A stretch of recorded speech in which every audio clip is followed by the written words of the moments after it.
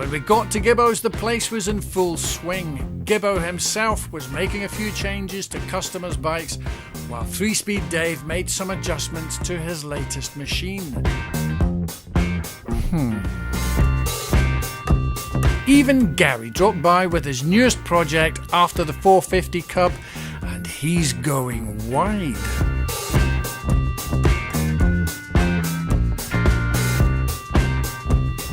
Then it was my turn to crash the party. First problem to deal with was the wonky handlebars Phil had spotted. Luckily, Gibbo had a quick fix for them. Okay, just for anybody watching, the problem we're having with the bike is that when you're riding the bike, it just feels that the headlight just seems to be sitting off from what the wheel is. Just the same as when you're a kid. You would just have got off, you would have wedged it between your knees and you would have straightened everything out. That's fine. So that's and also it also seemed to be a little bit higher on this side, which you can feel. Does that still feel higher on that side too?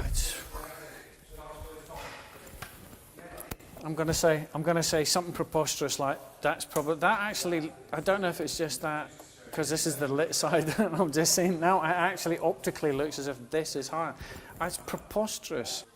There's something optical, but it's more in the riding. It just slightly becomes apparent as you're riding it. You kind of think, is that just it's tiny? It's the tiniest look. And then I'd forgotten about it because it was behaving like a pig because there was a load of crap in the tank and it was coming through and blocked. But once I'd pulled the cables up and just let it run out, and the first couple of inches was pretty cloudy and manky. Then it started to run clear. I put it on, and since then it's been pretty sweet. But it's just, what is my issue with that? Because you can hear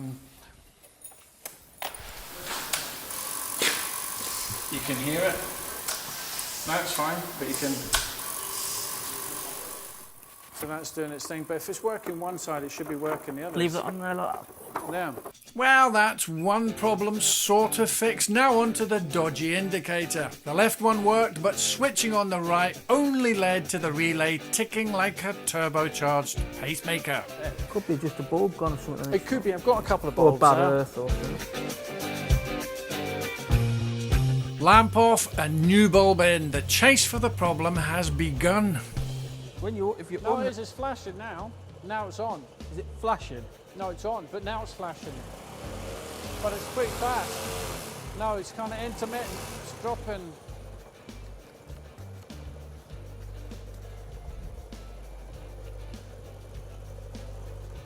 No. Well, I'll just see if I have got one then. It could be that. Long story short, he didn't have a spare relay, and I still wasn't sure about those handlebars. And it's difficult to know, because let's crank it. So what was we doing before and you had it, the tip? What were we saying? Yeah. I really think this cub has finally driven me over the edge, and just when we felt like we might be getting somewhere. Is that to do? All right, that's that, right. And there. I just didn't like it and quit. Yeah. What is that? Off with the fairing, and now we can't even get a bloody spark from it. Sometimes it's sweet.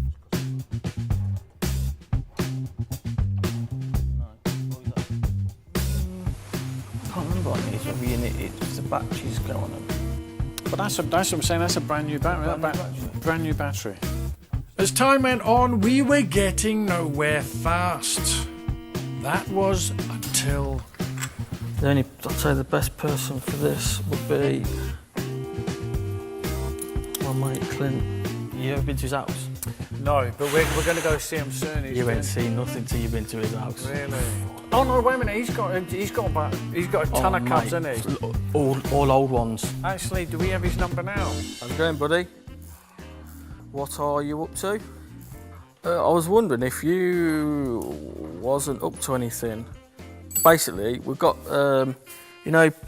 Paul, who does the filming on your bike, World famous internet superstar. I've got them here doing a bit of filming, and we're having a bit of struggle trying to get indicators to work on a 6-volt cub. Right then, buddy, nice one, mate. See you later, mate. Sad.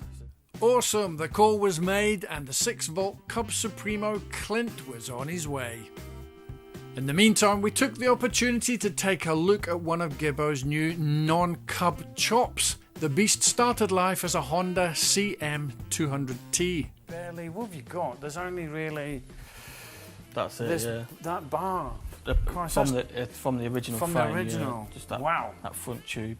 Okay, well it's looking pretty incredible.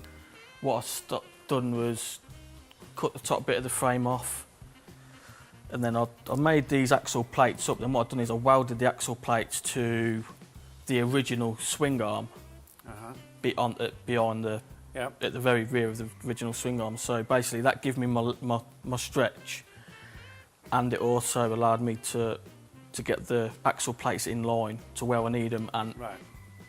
because I'm using the original rear wheel, so everything will bolt back in normally.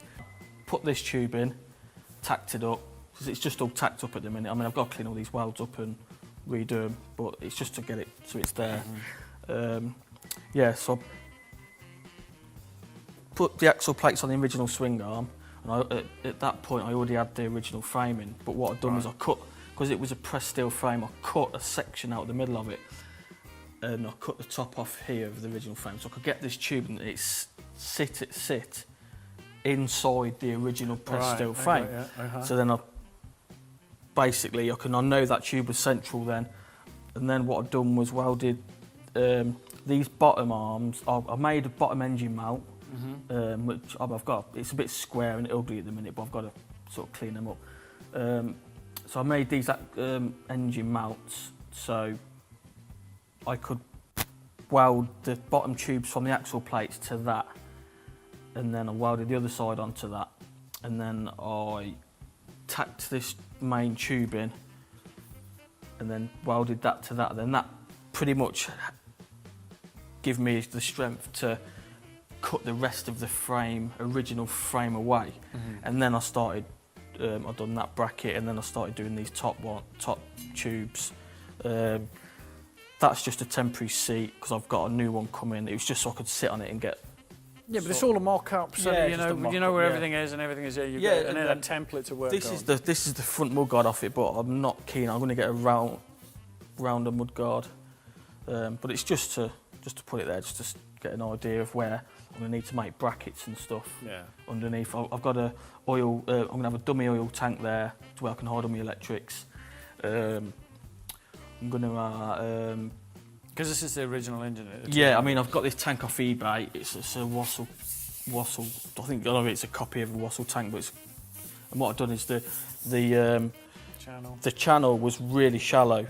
So what I've done is I took it over to my mate who does like panel beating and stuff, and he's really good at this tin work, and he cut that out and tacked that in so I can finish welding that up. But I've not put the tabs on it yet because I don't know. I mean, 'cause I might want to raise it a little bit, or I'm not sure yet where I'm going to have it. So it's just to there. But as I was saying to you earlier, I've still got another brace to put in there. I mean, there's still shitload of work to do. But the only thing now is I'm looking at the distance from the engine to the wheel there, and it's quite long. And you're sitting on it, and it's quite. I mean, I'm only small anyway, and I'm still. It just feels like this section of the frames. There's more space to be found. Yeah, okay, I think it just the proportion of the bike, the front's real compact there, but the back's real long and low. So I'm gonna cut there and there, and I'm gonna bring this forward probably probably a couple of inch. But I'm gonna try some Springer forks on it. But yeah, I'm still, like I say, it's still a long way. It is a long way, go. but the change, just coming in Yeah. and seeing visually the change. Still a way to go, but it's definitely looking good. Right then, back to the Devil Cub, and our man Clint has arrived. And look at that, with the power and the magic of a phone, we have Mr. Clint Hancocks. Mr. Clint Hancocks has about 25% of the the total number of cubs in the UK, all of them 6 volt, so no pressure there. Clint, can you make it work? Yeah, I think it's working anyway. It's the indicators. This has got a bad earth. That's all it is. Oh, is that it? That's absolutely it. The biggest fault on these bikes are the little screws. They just rust, and they just have to have a good connection. But trying to get the indicators off, that was another thing that Honda never improved on, was the little screws in here. The damp would get in, the water would get in, and the screws would rut and they'd break. Yeah. And 9 times out of 10, you probably have to get a new cover or break the lens to get the screw up. Yeah. There's a fault on this, and that's all it is. What's the magic? How do we fix Right, it? okay, we're going to test it. So how we test it is, we'll get the blue and the orange. One side's blue, this side, and one side's orange. So we'll pull the wires out and we'll swap them around to see which is okay. And that's how we run through it, and we'll start from there. So effectively, we want that indicator flashing. We'll change the wires over and we'll change the switch ups if you're going right. Okay. And that indicator should flash again. So we're actually taking the power to that light onto that. Right. And that'll run through the whole wiring. But 9 times out of 10, if your backlight's flashing or it's just on, there's a fault with the light. We know there's an earth here. Right. And it either needs earthing or it needs completely stripping down and just grinding a little bit and just to get a bit of metal to metal. Yeah, okay. We can do that now, so if we can find a screwdriver. Whoa, how's that? In no time at all, Clint was on the case. Right, so we're going to dig into here and we're going to find the colours. The good thing about Honda, that everything's colour-coded. Don't be weird. If this is the first time you attempt that when you're looking, that's a little bit daunting. That looks worse than spaghetti carbonara. It does, but that colour-coded, it's not that bad. Right, so we've got a black wire here with the orange little thing tag on, blue one. Oh, right, the older ones had the colours. So right-hand indicator, it's got a little bit of blue, and left-hand indicator, a little bit of orange. And I'm going to move the handlebars over. You can see the blue wires. And it's blue and orange throughout the bike, going right to the back. I mean, one's for the right, one's for the left. So, we've disconnected both, and all we're going to do is, we're going to put the orange we're going to swap them around so the different indicators come on. And that's a quick way of checking your whole wiring loom, basically, and you can check the switch as well. So, right, so we know that's working. We're signalling right now to go that way. Yeah, but hang on. No, don't worry about the back. No, okay, so, but right, hang on. But as you've done that, so back right's come on, front left's come on. Yeah. So that. What's happening is we took that wire from there. And we connected it from there. Okay, so the back would still be to there. Yeah. It's just the front bit. It's just the front. Right. And what that does, that checks your whole wiring, checks your switch, and that's all right because we haven't got that one wired up. Okay, but that's just come on solid on. Yeah. Not bothered about that. Okay. Not bothered about it at all, because if we change it around again, that would come on. Okay. And there we are there. Right. Okay. Good. So we know it's not the wiring. We've took it right to this. This is a problem. We'll either clean it off or we'll put a new wire to it, to the screw, and we'll earth it off one of the earths, and that's basically it. All you need is a handy Clint around, and that's what you get. It's years of doing these old bikes. I mean, this one's a C90 ZZ. Yeah. As they're known to almost everybody who's got them. The Devil Cub, don't buy one. These ones are particularly moody. They are, because moody. Yeah. Once the battery goes down, you've got a choice of lights at night, or you've got a choice of driving at home. So they run off the battery. They're the only model that does run off the battery.